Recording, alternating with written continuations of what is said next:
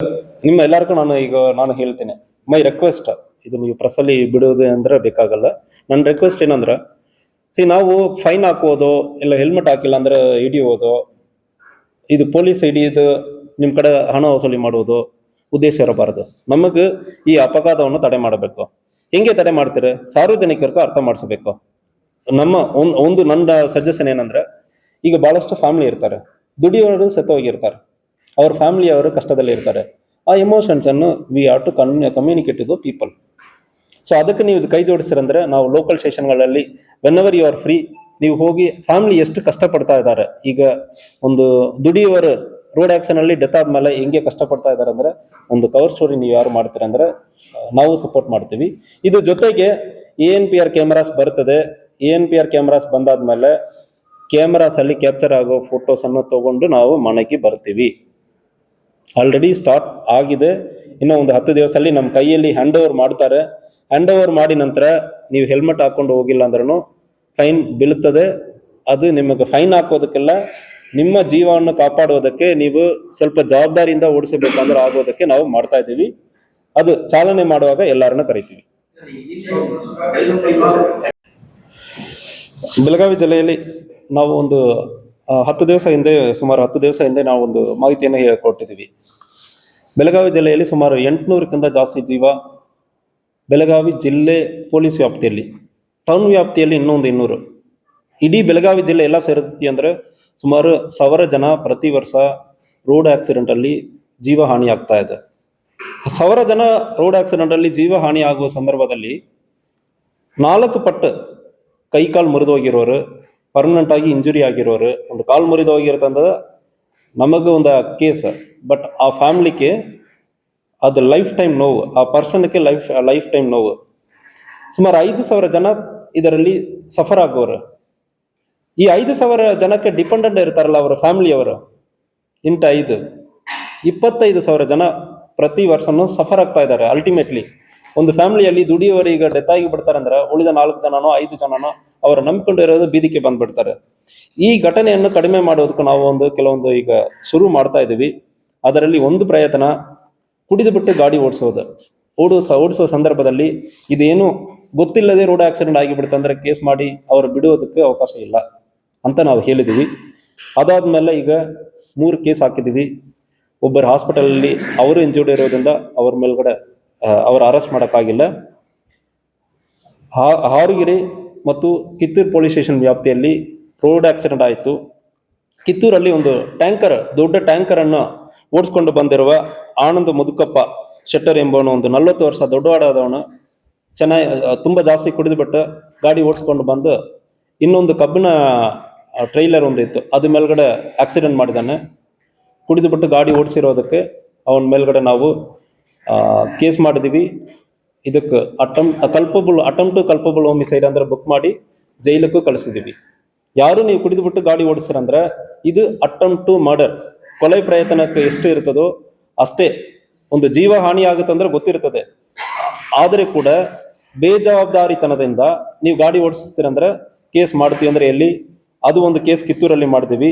ಮತ್ತು ಹಾರಗಿರೆಯಲ್ಲಿ ಒಂದು ಬೊಲಿರೋ ಪಿಕಪ್ ಅಲ್ಲಿ ರಾಜೇಂದ್ರ ಅಪ್ಪಾಸಪ್ಪ ಎಂಬವನು ತುಂಬಾ ಬೇಗ ಬಂದು 2 ಮಹಿಳೆಯರ TVS ಜೂಪಿಟರ್ಲಿ ಹೋಗಿರೋರು, ಒಬ್ಬರು ಶ್ರೀದೇವಿ ಮತ್ತು ಪೂನಮ್ಮ ಅಂದ್ರೆ 2 ಮಹಿಳೆಯರು, ಅವ್ರ ಮೇಲ್ಗಡೆ ತೀರಾ ಸಿಕ್ಕಾಪಟ್ಟ ಸ್ಪೀಡಲ್ಲಿ ಹೋಗಿ ಕುಡಿದುಬಿಟ್ಟು ಗಾಡಿ ಓಡಿಸಿ ಅವ್ರಿಗೆ ಆಕ್ಸಿಡೆಂಟ್ ಮಾಡಿದಾನೆ. ಸೊ ಅವನನ್ನು ಕೂಡ ಅರೆಸ್ಟ್ ಮಾಡಲಾಗಿದೆ. ಮುಂದಿನ ದಿವಸಗಳಲ್ಲಿ ಇದು ಕೋರ್ಟಲ್ಲಿ ಶಿಕ್ಷೆ ಆಗುವ ಸಂದರ್ಭದಲ್ಲಿ ಪನಿಷ್ಮೆಂಟ್ ಜಾಸ್ತಿ ಆಗ್ತದೆ, 2 ವರ್ಷನೋ 3 ವರ್ಷನೋ. ಸೊ ದಯವಿಟ್ಟು ನಮ್ಮ ಉದ್ದೇಶ ನಿಮ್ಮ ಜೈಲಿಗೆ ಕಳಿಸಬೇಕಂದ್ರೆ ಉದ್ದೇಶ ಇಲ್ಲ, ಈ ಅಪಘಾತವನ್ನು ತಡೆ ಮಾಡಬೇಕು.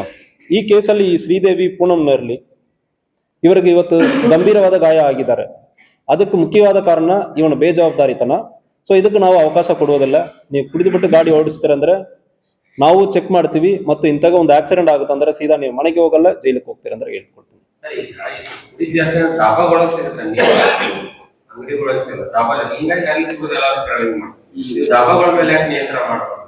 ಸೊ ಈಗ ಇತ್ತೀಚೆಗೆ ನಿಮಗೆ ಗೊತ್ತಿರಂಗೆ ನಾವು ಬಹಳಷ್ಟು ರೈಡು ಮಾಡ್ತಾ ಇದ್ದೀವಿ. ಮಾಹಿತಿ ನೀವು ಯಾವುದೇ ಮಾಹಿತಿ ಇದ್ದಂದ್ರೂ ನನಗೆ ಪರ್ಸನಲ್ ಆಗಿ ಕಳಿಸಿ, ಮತ್ತು ಅದು ಮುಂದುವರಿತದೆ ಅಂದ್ರೆ ನೆಕ್ಸ್ಟ್ ಟೈಮ್ ಸೇಮ್ ಪ್ರಶ್ನೆ ನನ್ನ ಕಡೆ ನೀವು ಹೇಳಿ.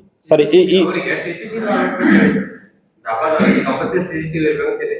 ಎಲ್ಲೂ ಇಲ್ಲ, ಫ್ರಂಟ್ ಇಲ್ಲ, ಅವ್ರಿಗೆ ಇನ್ಸೈಡ್ ಇಲ್ಲ, ಎಲ್ಲೂ ಇಲ್ಲ. ಈಗ ಸಿಸಿಟಿವಿ ಕಡ್ಡಾಯ ಮಾಡಿ ಆಟೋಮೆಟಿಕ್ ಕಾಣಿಸ್ಬೋದು. ಸೊ ಅಕ್ರಮವಾಗಿ ಮಾರಾಟ ಮಾಡುವವರೆಗೂ ನಾವು ಮತ್ತೊಂದು ಹೇಳ್ಕೊಳ್ತೀನಿ, ಸಾರ್ವಜನಿಕರಿಗೂ ನಾನು ಹೇಳ್ಕೊಳ್ತೀನಿ, ನಮಗೆ ನೀವು ಮಾಹಿತಿ ಕೊಡುವ ಸಂದರ್ಭದಲ್ಲಿ ನಾನು ಇಲ್ಲಿ ಪೊಲೀಸ್ ವರಿಷ್ಠಾಧಿಕಾರಿ ಕುತ್ಕೊಂಡು ನಾನು ನಿಮಗೆ ಕೆಲಸ ಮಾಡೋದಕ್ಕೆ ಅವಕಾಶ ಇರ್ತದೆ. ನಮ್ಮ ಪೊಲೀಸರು ಫೀಲ್ಡಲ್ಲಿ ಇರ್ತಾರೆ, ಕೆಲವೊಂದು ಸಾರಿ ಕಮ್ಮಿ ನಂಬರ್ ಇರ್ತದೆ, ಕೆಲವೊಬ್ಬರು ತಪ್ಪು ಕೆಲಸ ಮಾಡಿರ್ಬೋದು. ನಾವು ಕೆಲಸ ಮಾಡಬೇಕಾದ್ರೆ ಲೋಕಲ್ ಲೀಡರ್ಸ್ ಪ್ರೆಷರ್ ನಮಗೆ ಸಂಬಂಧ ಇಲ್ಲ, ಯಾವ ಪಕ್ಷದಕ್ಕೂ ನಾವು ಇಲ್ಲ, ಯಾವ ಪಕ್ಷಕ್ಕೂ ನಾವು ಸಹಕಾರ ಮಾಡಲ್ಲ. ನಾವು ಸಾರ್ವಜನಿಕರ ಪರವಾಗಿ ನಾವು ಇದ್ದೀವಿ. ಮೈಕ್ರೋ ಫೈನಾನ್ಸ್ ವಿಚಾರದಲ್ಲಿ ಒಬ್ಬರು ಗೋಡೆಯಲ್ಲಿ ಹಣ ನಮಗೆ ಸಾಲ ಜಾಸ್ತಿ ಆಗಿರೋದೊಂದು ತೊಂದರೆ ಆಗಿರೋದ್ರಿಂದ ನಾವು ಡೆತ್ ಆಗಿರೋದು ಅಂದ್ರೆ ಬರೆದು ಬಿಟ್ಟು ಒಬ್ಬರು ಡೆತ್ ಆಗಿದ್ದಾರೆ. ಅದರಲ್ಲಿ ವಿಚಾರಣೆ ಮಾಡಿದ್ದೀವಿ ಮತ್ತು ಮುಂದುವರಿತಾ ಇದ್ದೀವಿ. ಅದರಲ್ಲಿ 100% ದರ್ ವಿಲ್ ಬಿ ಅರೆಸ್ಟ್ ಇರುತ್ತದೆ. ಇದು ಮಾತ್ರ ಅಲ್ಲ, ಸಾರ್ವಜನಿಕರಿಗೆ ನಾವು ಹೇಳ್ಕೊಳ್ಳೋದು ಮತ್ತು ಮೈಕ್ರೋ ಫೈನಾನ್ಸ್ ಯಾರ್ಯಾರು ವಸೂಲಾತಿ ಮಾಡ್ತಾರೆ ನಾವು ಹೇಳ್ಕೊಳ್ಳೋದು ಮತ್ತು ಸಾರ್ವಜನಿಕ ಪ್ರತಿಯೊಬ್ಬರು ಇದನ್ನು ನೋಡುವ ಎಲ್ಲರಿಗೂ ನಾನು ಹೇಳ್ಕೊಳ್ಳೋದೇನೆಂದ್ರೆ, ಮೈಕ್ರೋ ಫೈನಾನ್ಸ್ ಅವರು ಹಣ ಕೊಟ್ಟಿರೋದಕ್ಕೆ ಬಂದು ಹೇಳೋದಕ್ಕೆ ಹಕ್ಕಿದೆ, ಬಟ್ ರಾತ್ರಿ 11 ಗಂಟೆಗೆ ಬೆಳಗ್ಗೆ 6 ಗಂಟೆಗೆ ಬಂದು ಹೇಳೋದಕ್ಕೆ ಹಕ್ಕಿಲ್ಲ. ಒಂದು ವೇಳೆ ಅಂತಹ ಹೇಳ್ತಾರೆ ಅಂದ್ರೆ ಲೋಕಲ್ ಪೊಲೀಸ್ ಸ್ಟೇಷನ್ ಅಲ್ಲಿ ಹೋಗಿ ಮಾಹಿತಿ ಕೊಡಿ. FIR ಮಾಡಿಲ್ಲ ಅಂದ್ರೆ KSPF ಅಲ್ಲಿ ಕಳಿಸಿ. ನೀವೇನು ನನ್ನ ಕಡೆ ಬರಬೇಕಂದ್ರೆ ಅವಶ್ಯ ಇಲ್ಲ, ಅಲ್ಲಿಂದ ಇಲ್ಲಿ ಬಂದು ಕಷ್ಟಪಡೋದು ಬೇಡ. ನಿಮ್ಮ ಊರಲ್ಲಿ ಓದಿರೋ ಹುಡುಗರ ಕಡೆಗಳು ಇಂತಹ ತೊಂದರೆ ಕೊಡ್ತಾರೆ ಅಂದ್ರೆ ಹೇಳಿ ನಮಗೆ ಮಾಹಿತಿ ಕೊಡ್ಲಿ. ಫೈನಾನ್ಸ್ ವಸೂಲಿ ಮಾಡುವವರೆಗೂ ಮಾಹಿತಿ ನಾನು ಏನು ಕೊಡ್ತೀನಿ ಅಂದ್ರೆ, ಯಾವುದೇ ನೀವು ದೌರ್ಜನ್ಯ ಮಾಡ್ತೀರಂದ್ರೆ ನಿಮ್ಮ ವಿರುದ್ಧ ಕೇಸ್ ಆಗುತ್ತದೆ. So if needed will go for arrest also. ಈ ಕೇಸ್ನಲ್ಲಿ ಅರೆಸ್ಟ್ ಆಗಿದೆ ಸರ್? ಇನ್ನೂ ಆಗಿಲ್ಲ, 100% ಆಗ್ತಾರೆ. ಬೆಳಗಾವಿ ಜಿಲ್ಲೆಯಲ್ಲಿ ನಾನು ಚಾರ್ಜ್ ತಗೊಂಡಾದ್ಮೇಲೆ ಬೇರೆ ಬೇರೆ ಸ್ಟೇಷನ್ ವ್ಯಾಪ್ತಿಯಲ್ಲಿ ಬಂದು ನೋಡುವಾಗ ಒಂದು 2-3 ವಿಚಾರಗಳನ್ನು ಸಾರ್ವಜನಿಕರು ನನಗೆ ಪ್ರಸ್ತಾವನೆ ಮಾಡಿದ್ದಾರೆ. ಒಂದು ಮದ್ಯಪಾನ ಮಾರಾಟ ಮಾಡೋದು ಹಳ್ಳಿಯಲ್ಲಿ ಜಾಸ್ತಿ ಆಗಿದೆ, ಮತ್ತು ಗಾಂಜಾ ಸೇವನೆ ಮಾಡೋದು ಮತ್ತು ಟ್ರಾಫಿಕ್ ರಿಲೇಟೆಡ್ ಇಶ್ಯೂ. ಈ ವಿಚಾರದಲ್ಲಿ ಗಾಂಜಾ ಸೇವನೆ ಮಾಡೋದನ್ನು ಕಂಟ್ರೋಲ್ ಮಾಡೋದು ಮತ್ತು ಕೇಸ್ ಮಾಡೋದಕ್ಕೆ ನಮ್ಮ ಆಫೀಸರ್ಸ್ಗೆ ಸಹಕಾರ ಮಾಡೋದಕ್ಕೆ testing kit, pregnancy testing kit ಥರ ಒಂದು ಟೆಸ್ಟಿಂಗ್ ಕಿಟ್ ಇರ್ತದೆ. ಟೆಸ್ಟಿಂಗ್ ಕಿಟ್ಟನ್ನು ಯೂರಿನ್ ಸ್ಯಾಂಪಲ್ ಹಾಕುವ ಸಂದರ್ಭದಲ್ಲಿ ಪಾಸಿಟಿವ್ ಇರುತ್ತೆ ಅಂದರೆ ಡಬಲ್ ಲೈನ್ ಬರ್ತದೆ. ಸೊ ಇಂಥ ಕಿಟ್ಟನ್ನು ಪ್ರತಿಯೊಂದು ಸ್ಟೇಷನ್ಗೆ ನಾವು ಸ್ಯಾಂಪಲ್ ಕಿಟ್ಟನ್ನು ತರಿಸಿಕೊಟ್ಟಿದ್ದೀವಿ. ಸೊ ತರಿಸಿಕೊಟ್ಟಿ ಆದಮೇಲೆ ಈಗ ಇತ್ತೀಚೆಗೆ ಲಾಸ್ಟ್ 1 ವಾರದಲ್ಲಿ ಸುಮಾರು ಒಂದು 5-6 ಕೇಸ್ ಆಗಿದೆ. ಅದರಲ್ಲಿ ಒಂದು ಚಿಕ್ಕೋಡಿಯಲ್ಲಿ, ರಾಯಬಾಗಲ್ಲಿ ಮತ್ತು ಖಾನಾಪುರನಲ್ಲಿ ಪೆಡ್ಲರ್ಸ್ ಒಂದು 3 ಜನ ಹಿಡಿದಿದ್ದಾರೆ. ಇವತ್ತು ಕೂಡ ಒಂದು ಕೇಸ್ ಆಗಿದೆ, ಅದ್ರ ಬಗ್ಗೆ ಡೀಟೇಲ್ ಮುಂದಿನ ದಿವಸಗಳಲ್ಲಿ ಕೊಡ್ತೀವಿ. 3 ಕೇಸಲ್ಲಿ ಕೂಡ ಯಾರ್ಯಾರು ಪೆಡ್ಲರ್ ಇದ್ದಾರೆ, ಚಿಕ್ಕೋಡಿಯಲ್ಲಿ ಒಂದು ರಾಮನಗರ, ಚಿಕ್ಕೋಡಿ ಟೌನ್ ವ್ಯಾಪ್ತಿಯಲ್ಲಿ ಬರುವ ರಾಮನಗರ ಬೀದಿಯಲ್ಲಿ ವಂದನಾ ರಾಜು ಎಂಬ ಒಂದು 50 ವಯಸ್ಸಿರುವ ಮಹಿಳೆ ಒಂದು 165 ಗ್ರಾಮ್ ಗಾಂಜಾವನ್ನು ಇಟ್ಕೊಂಡು ಮಾರಾಟ ಇರೋದು ಕಂಡು ಬಂದಿದೆ. ಮತ್ತು ಅದಲ್ಲದೆ ಆ ಮಹಿಳೆಯಿಂದ ಯಾರ್ಯಾರ ಕಡೆ ಗಾಂಜಾ ಹೋಗಿದೆ ಮತ್ತು ಯಾರ ಕಡೆಯಿಂದ ಆ ಮಹಿಳೆಗೆ ಬಂತು, 2 ಕೂಡ ಈಗ ಚೆಕ್ ಮಾಡ್ತಾ ಇದ್ದೀವಿ. ಯಾರ್ಯಾರ ಕಡೆ ಹೋಗಿದೆ ಅಂದರೆ ಹೇಳೋದಕ್ಕೆ ಆಲ್ರೆಡಿ ಒಂದು 4 ಜನಕ್ಕೆ ಟೆಸ್ಟ್ ಮಾಡಿದ್ದೀವಿ, ಒಂದು 4 ಜನ ಪಾಸಿಟಿವ್ ಬಂತು. ಈ ಮಹಿಳೆ ಈ 4 ಜನಕ್ಕೂ ಕೊಟ್ಟಿರೋದು ಕಂಡು ಬಂದಿದೆ. ಸೊ ಇದೇ ರೀತಿಯಲ್ಲಿ ರಾಯಬಾಗ್ ಸ್ಟೇಷನಲ್ಲಿ ಒಂದು 102 ಗ್ರಾಮ್ ನೂರ್ ಪಾಸ ಎಂಬ ಒಂದು ಕಡೆಯಿಂದ ಒಂದು 102 ಗ್ರಾಮ್ ಗಾಂಜಾವನ್ನು ಕೂಡ ಸೀಸ್ ಮಾಡಲಾಗಿದೆ. ಅದೇ ರೀತಿಯಲ್ಲಿ ಸೊ ಅಲ್ಲಿ ಸುತ್ತಮುತ್ತ ರೈತರ ಕೆಲಸ ಮಾಡಿಕೊಂಡು ಸುತ್ತಮುತ್ತ ಅಲ್ಲಿ ಇರುವವರಿಗೆ ಗಾಂಜಾ ಮಾರಾಟ ಮಾಡೋದು ಕಂಡು ಬಂದಿರ್ತದೆ. ಅವನು ಯಾರ್ಯಾರಿಗೆ ಮಾರಾಟ ಮಾಡಿದಾನೋ ಅವನಿಗೆ ಎಲ್ಲಿಂದ ಬಂದಿದೆ, ಇದು ಬಗ್ಗೆನೂ ಕೂಡ ಈಗ ತನಿಖೆ ನಡೀತಾ ಇದೆ. ಖಾನಾಪುರನಲ್ಲಿ 10ನೇ ತಾರೀಕು ಖಾನಾಪುರ ರೈಲ್ವೆ ಸ್ಟೇಷನ್ ಕಡೆ ಒಬ್ಬನ ಪ್ರಾಣಿಸ್ ಬಾಸ್ ಎಂಬನ ಕಡೆಯಿಂದ ಒಂದು 100ಕ್ಕಿಂತ ಹೆಚ್ಚು ಗ್ರಾಮ್, ಸುಮಾರು 150 ಗ್ರಾಮ್ ಗಾಂಜಾವನ್ನು, 135 ಗ್ರಾಮ್ ಗಾಂಜಾವನ್ನು ಇವನ ಕಡೆಯಿಂದ ಸೀಸ್ ಮಾಡಲಾಗಿದೆ. ಸೊ ಇವನು ಮಗನು ಕೊಟ್ಟಿರೋದಾಗಿ ಮಗನ ಕಡೆಯಿಂದ ಇವನು ತಗೊಂಡು ಲೋಕಲಿ ಮಾರಾಟ ಮಾಡಿರೋದು ಕಂಡು ಬಂದಿದೆ. ಸೊ ಇವನ್ ಮೇಲ್ಗಡೆನೂ ಕೇಸ್ ದಾಖಲಾಗಿದೆ. ಇದೇ ರೀತಿಯಲ್ಲಿ ಸುಮಾರು ಇನ್ನೂ ಒಂದು 4-5 ಕೇಸ್ ದಾಖಲಾಗಿದೆ. ಸೊ ಎಲ್ಲರಿಗೂ ಸಾರ್ವಜನಿಕರಿಗೆ ನಾನು ಹೇಳೋದೇನೆಂದ್ರೆ, ದಯವಿಟ್ಟು ಒಂದು ವೇಳೆ ಗಾಂಜಾ ಮಾಹಿತಿ ಇರುವ ಸಂದರ್ಭಗಳಲ್ಲಿ ನಮ್ಮ ಗಮನಕ್ಕೆ ತಗೊಂಡು ಬನ್ನಿ. Karnataka state police app, KSP app ಅಂದರೆ ನೀವು ವಾಟ್ಸಪ್ ಇದೆಲ್ಲ ಡೌನ್ಲೋಡ್ ಮಾಡ್ತಾರೆ, ಅದೇ ರೀತಿಯಲ್ಲಿ KSP ಆ್ಯಪ್ ಅಂದರೆ ಒಂದಿರ್ತದೆ. ಅದರಲ್ಲಿ ಮಾಹಿತಿ ಕೊಡ್ತೀವಿ ಅಂದ್ರೆ ಖಂಡಿತವಾಗಿ ನಾವು ಚೆಕ್ ಮಾಡ್ತೀವಿ, ಗಾಂಜಾ ಟೆಸ್ಟ್ ಮಾಡ್ತೀವಿ. ಯಾರು ಇದ್ದಾರೆ ಅಂದ್ರೂ ಕಾಲೇಜ್ ಮಕ್ಕಳು, ಸ್ಕೂಲ್ ಮಕ್ಕಳು ಇದ್ದಾರೆ ಅಂದರೆ ಅವ್ರು ನಾವು ಜೈಲಿಗೆ ಕಳಿಸೋದಲ್ಲ, ಅವರ ಸರಿಪಡಿಸೋ ಪ್ರಯತ್ನವನ್ನು ಮಾಡ್ತೀವಿ. ಯಾರ್ಯಾರು ಮಾರಾಟ ಮಾಡ್ತಾ ಇದ್ದಾರೋ ಅವರ ಖಂಡಿತವಾಗಿ ಜೈಲಿಗೆ ಕಳಿಸ್ತೀವಿ. ಸೊ ಒಂದು ವೇಳೆ ಅವರು ಬೇಲಲ್ಲಿ ಬರ್ತಾರೆ ಅಂದ್ರೆ ಮತ್ತು ಮುಂದುವರಿಯುವ ಸಂದರ್ಭದಲ್ಲಿ ಇಲ್ಲಿಂದ ಊರಿಂದ ನಾವು ಓಡಿಸ್ತೀವಿ. ಗಡಿಪಾರು ಮಾಡೋದಕ್ಕೂ ನಾವು ಬರೆಯೋದಕ್ಕೆ ರೆಡಿ ಇದ್ದೀವಿ. ಮುಂದಿನ ದಿವಸ ಅಲ್ಲಿ ಗಡಿಪಾರು ಮಾಡ್ತೀವಿ. 34 ಸ್ಟೇಷನ್ಗೆ ಕೊಟ್ಟಿದ್ದೀವಿ. ಪ್ರತಿ ಸ್ಟೇಷನ್ಗೆ 40 ಕಿಟ್ ಇದೆ. More than almost nearly 1500 kit ಇದೆ.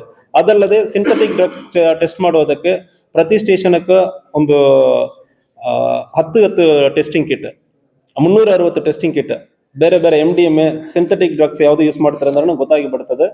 ಸೊ ಅದನ್ನು ಕೂಡ ನಾವು ಕೊಟ್ಟಿದ್ದೀವಿ. ಸೊ ಈ ಟೆಸ್ಟಿಂಗ್ ಕಿಟ್ ಇರೋದ್ರಿಂದ ನಮ್ಮ ಪೊಲೀಸ್ ಆಫೀಸರ್ಗೆ ಒಂದು ಈ ಕೆಲಸವನ್ನು ಮಾಡೋದು, ಟೆಸ್ಟಿಂಗ್ ಮಾಡೋದು ಇದು ಸುಲಭ ಇರ್ತದೆ. ಟೆಸ್ಟಿಂಗ್ ಮಾಡಿ ಆದ್ಮೇಲೆ ಬ್ಲಡ್ ಟೆಸ್ಟ್ ತಗೊಂಡು ಲ್ಯಾಬ್ಗೆ ಕಳಿಸ್ತಾರೆ. ಬ್ಲಡ್ ಟೆಸ್ಟ್ ಮೂಲಕ 100% ಅಶ್ಯೂರೆನ್ಸ್ ಕೊಡ್ತಾರೆ.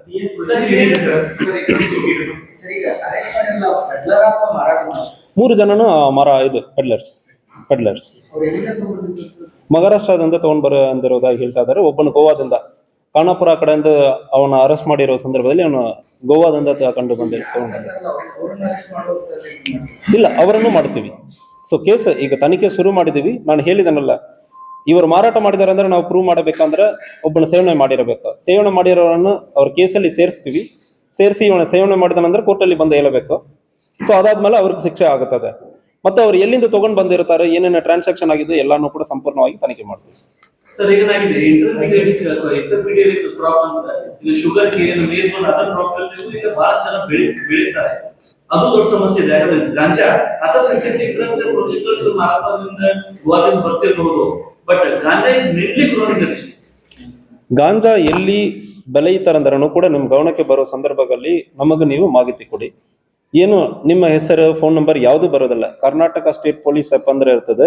ಸೊ ಬೇಕಾದ್ರೆ ಚೆಕ್ ಮಾಡಿ. KSP ಆ್ಯಪ್ ಅಂದ್ರೆ ಈಗ ಮೊಬೈಲ್ ಫೋನಲ್ಲಿ ಡೌನ್ಲೋಡ್ ಪ್ಲೇಸ್ಟೋರ್ ಅಲ್ಲಿ ಹೋಗಿ KSP ಆ್ಯಪ್ ಅಂದ್ರೆ ನೀವು ಹಾಕ್ತೀರಂದ್ರೆ ಆರಾಮಾಗಿ ಬರ್ತದೆ. You can note it down, KSP app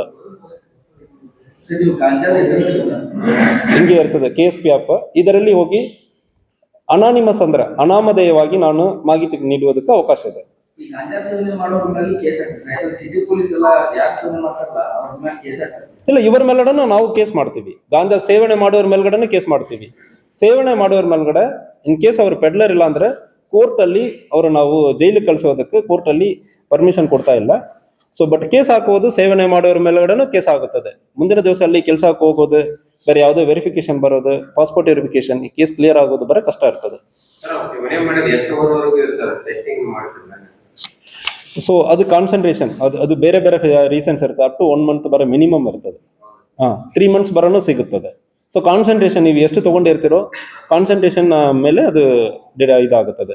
3 months ಇರಬಹುದು, ಕೆಲವೊಂದು ಸಾರಿ 4 ಮಂತ್ಸ್ ಇರಬಹುದು, ಕೆಲವೊಂದು ಸಾರಿ ಕಂಟಿನ್ಯೂಸ್ ಬೇರೆ ಬೇರೆ ರೀಸನ್. ನೀರು ಕುಡಿತಾ ಇರೋದು, ತುಂಬಾ ಜಾಸ್ತಿ ನೀರು ಕುಡಿತಾ ಇರ್ತೀರಿ, ಎಕ್ಸ್ಟ್ರೀಮ್ಲಿ ಜಾಸ್ತಿ, ಅವಾಗ ಒಂದು ತಿಂಗಳಿರೋದು ಒಂದು 25 ದಿವಸ ಕಡಿಮೆ ಆಗಬಹುದು. So minimum 1 month